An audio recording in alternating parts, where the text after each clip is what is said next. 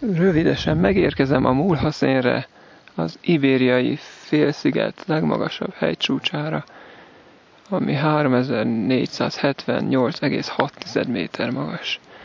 Néhány hegyi kecske is látható itt a csúcs közelében. Igen barátságosak, lejjebb is találkoztam már egy fél tucattal. És íme itt a csúcs.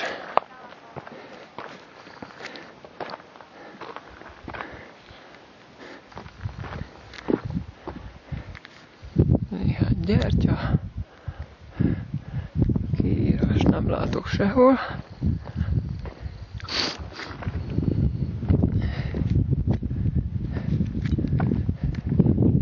Megtekintjük ezt közelebbről.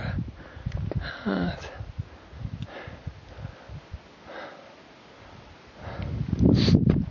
Na nézzük, mi van itt még.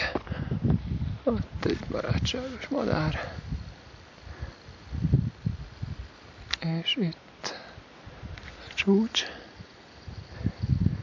Tekintsünk körbe.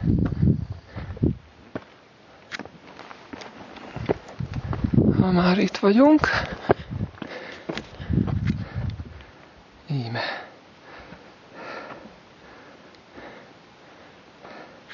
Innen még a tenger is látszik.